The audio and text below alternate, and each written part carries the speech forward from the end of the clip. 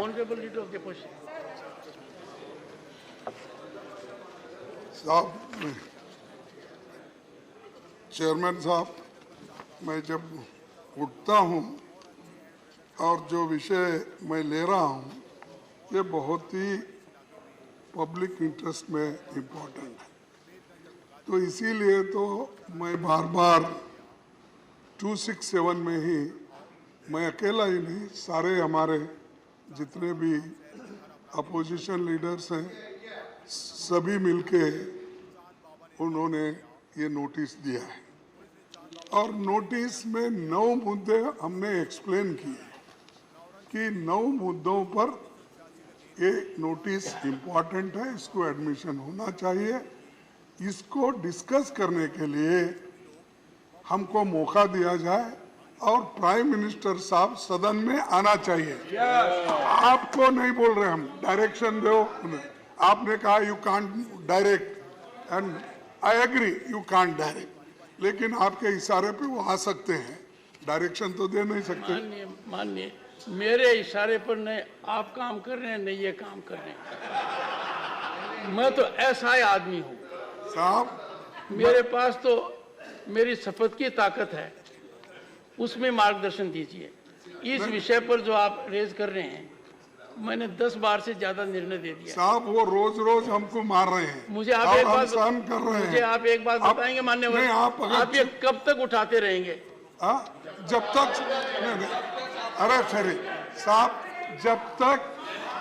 जब तक आपका दिल जीत नहीं पाता तब तक मैं उठाते नहीं। और इस पर माननीय, जब तक प्राइम मिनिस्टर महसूस ये नहीं कर सकते मैं डेमोक्रेसी में इलेक्टेड प्रेसिडेंट हूँ, सदन में जाना मेरा कर्तव्य है, जाकर रिप्लाई देते, मैं तब तक के बोलते रहूँगा। मान्यवर, मैंने एक चीज देखी है, आपका अनुभव इतना ज्यादा है कि आप उठते हैं 1 मिनट के बाद आप उसी लाइन पर आ जाते हैं जिसका निर्णय मेरे विवेक से मैं कर चुका हूं। और आपको याद होगा अच्छी तरह से कि पहले इंस्टेंस के ऊपर ही मैंने एडमिट किया, फिर टाइम एग्री किया, फिर 2.5 घंटे को असीमित किया और असीमित करने के बाद सप्लीमेंट्री लिस्ट में 1 दिन 2 बजे रखा और यह कहा कि जितना समय है वो होगा।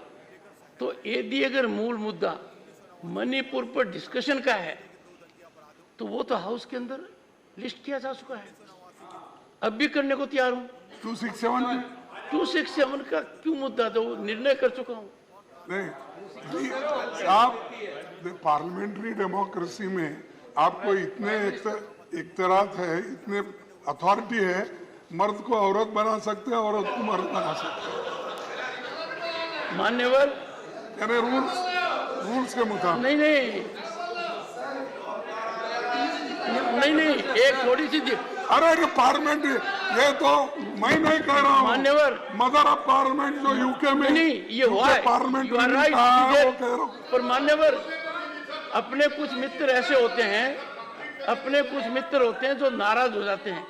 मैंने रूटीन में स्पॉन्टेनियसली कह दिया, if anyone is a friend of Manoj Jha, he perhaps does not need a particular kind of people to support him. अब मनोज जी नाराज हो गए। I expected that Manoj Jha should take it in stride. ऐसे भाषण देते टाइम मुझे नहीं लगता कि कोई भी आदमी धरती पर होगा जिससे कुछ ऐसा स्लिप नहीं हुआ होगा। मुझे आश्चर्य हुआ, मनोज झा और मेरे बीच की बात थी एंड माननीय LOP took very strong acceptance to it. तो मैंने कहा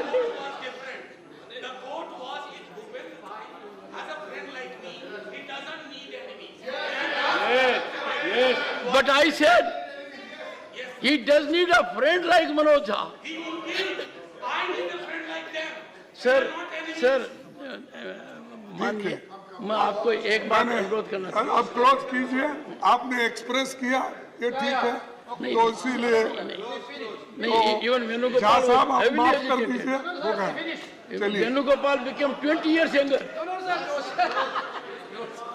सर ये देखिए हमारा मुद्दा बार बार उठाना ये इसलिए ठीक नहीं है सर। कि मणिपुर के इशू पर सारा सदन चर्चा करना चाहता है।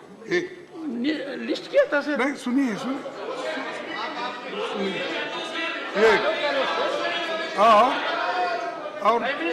और 267 सिर्फ आपके जमाने ही ये डिमांड नहीं हुआ, इससे पहले भी 267 को सम्मति यहाँ पर दी गई है।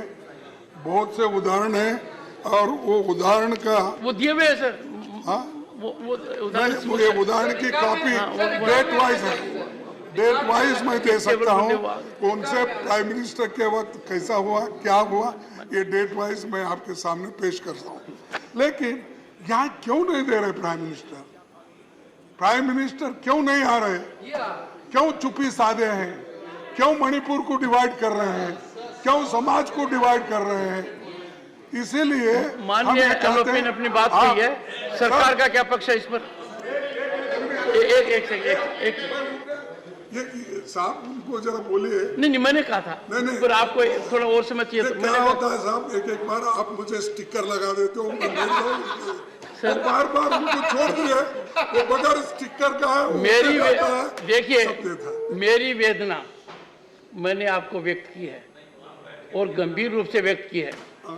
इस सदन के अंदर हमारा कोई भी आचरण ऐसा हो और जिसमें किसी के मन में ये बात आ जाए कि आखिर कौन क्या कर सकता है, आपकी शक्तियां हैं, आपकी शक्तियां हैं, थोड़ा बहुत अधिकार मेरा भी है, तो मैंने आपसे मार्गदर्शन यही मांगा है। आपका बड़ा अधिकार है साहब। देखिए आप हमारे साथ यहाँ हम जो है हम इक्वल है, आप ऊपर है और उसीलिए तो हम झुक के आपके सामने पेश करते हैं, तो आप ऊपर से दबा देते हैं, बैठो बैठो, ऐसा हम नहीं कर सकते। हम तो आपसे अपील करते हैं, छोड़िए, लेकिन मेरे को सर आप कंक्लूड कर सकता है कि मैं पूछूं इनसे? नहीं, इसीलिए मैं आपसे विनती करता हूँ, इसको परमिशन दीजिए डिस्कस। अब तक तो 10-11 दिन जितने भी हो गए, हम एक दिन में खत्म कर देते इसको। जो चीज एक दिन में चर्चा करके खत्म करते थे, तो सरकार इसकी अड़ी रही और रोज क्या है बोले तो उधर से ही हमारे ऊपर हमला होता है। तो आप कृपया करके कल तो इसको परमिशन दीजिए, कल ये एजेंडा में रखिए।